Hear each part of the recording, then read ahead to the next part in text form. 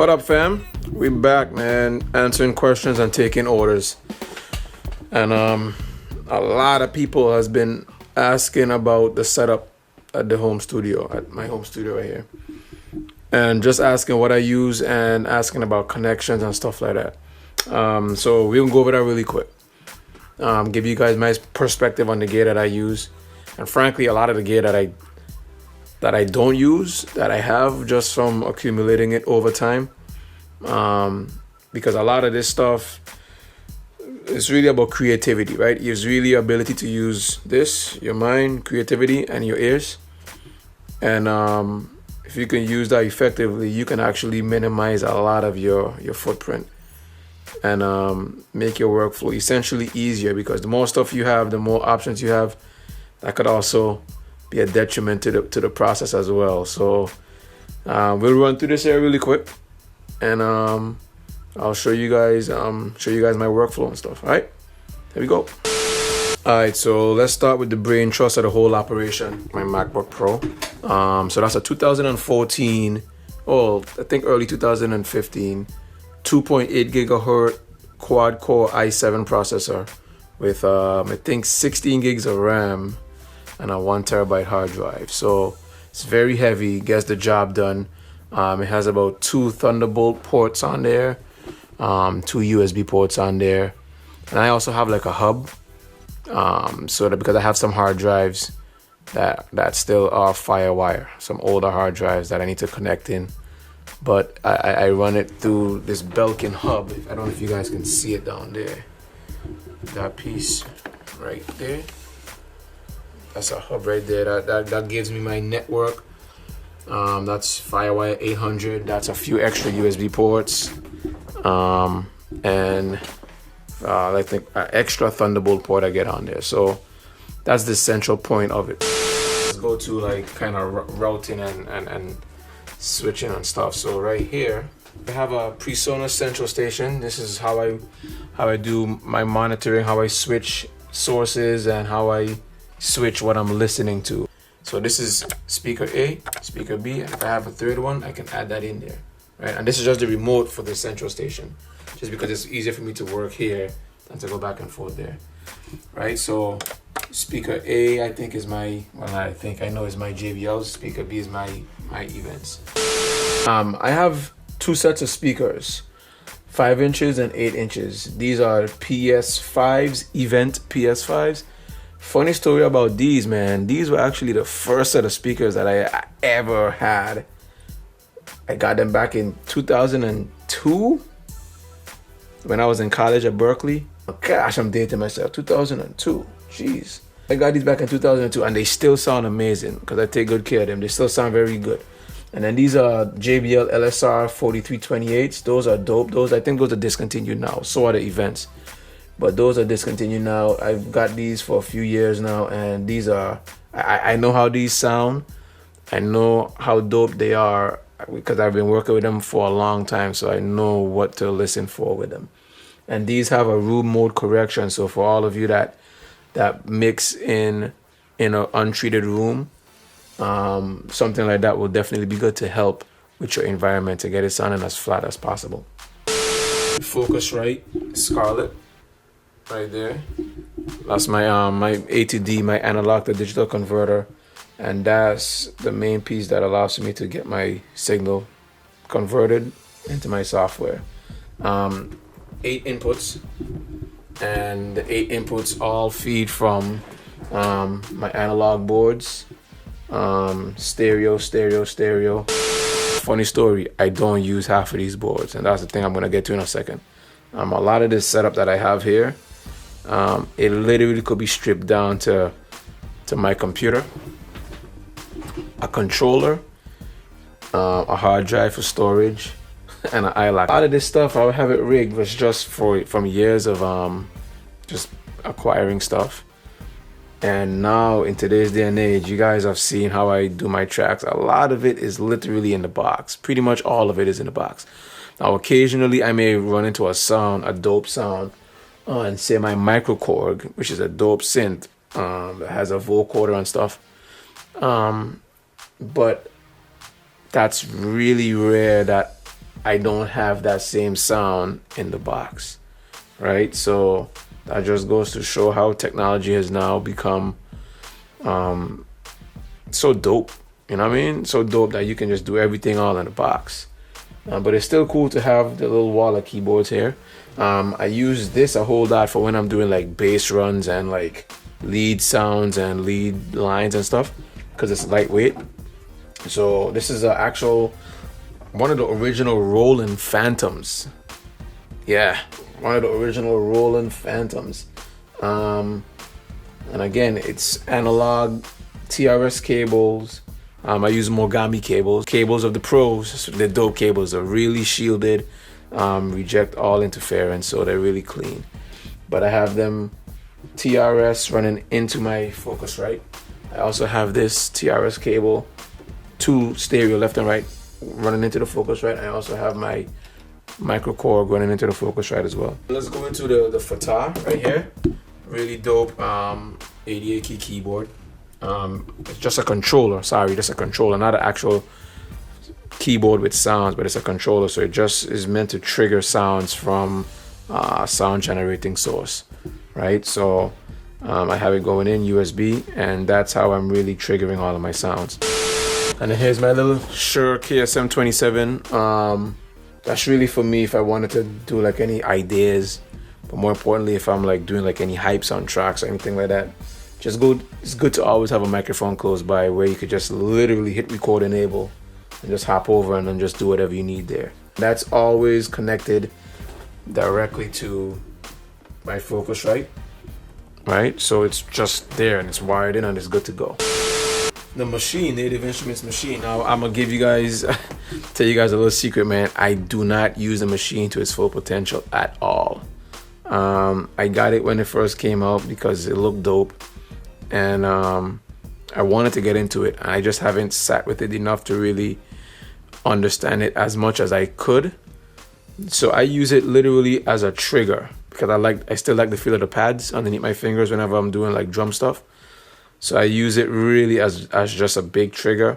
I know that it's very underutilized and I can definitely work on getting that more implemented into my workflow. But for now, yeah, that's the machine right there.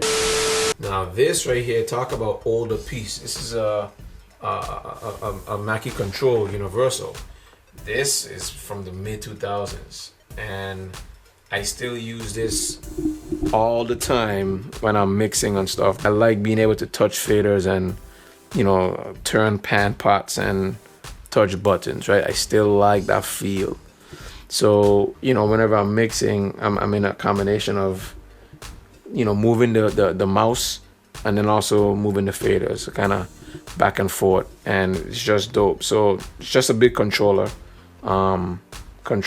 to trigger, play, start, stop, record, volume up, volume down, do fader rides and stuff. Headphones, I have some Sony headphones, V9000s, 9000s and 900s, V900 MDR V900s. Then I have good old Slate VSX. If you guys haven't seen my video unboxing of the VSX, well, not really unboxing, but kind of breaking down the VSX, check that one out, man. You guys will like it. It's really dope.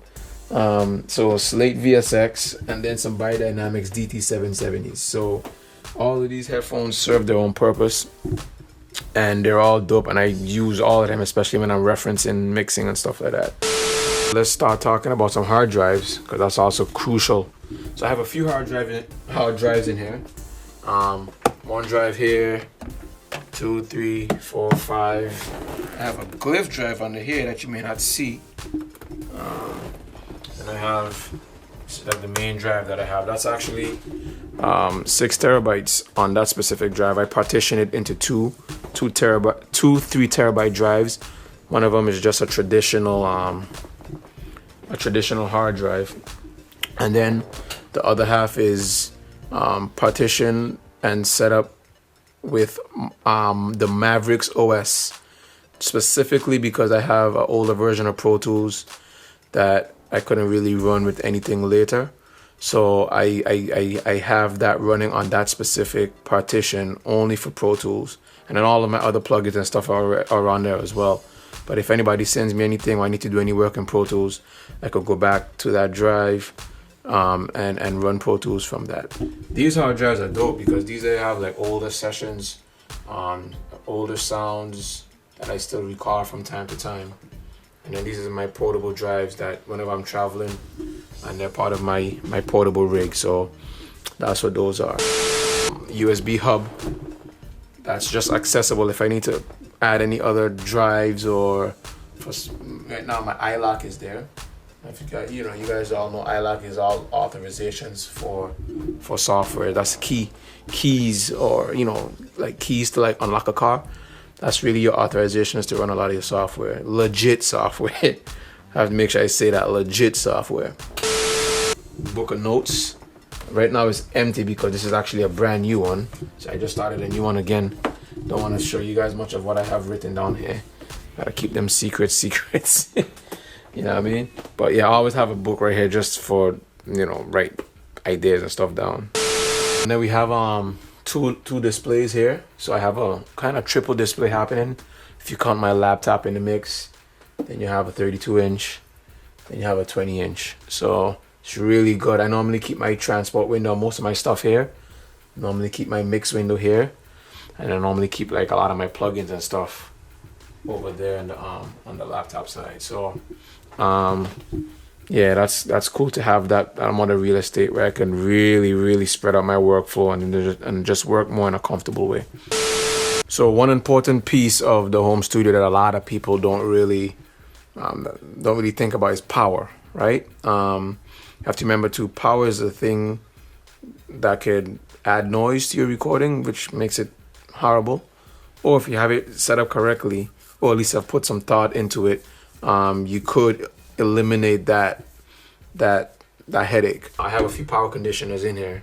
That's literally clean power, right? Those three those lights, those are our power conditioners.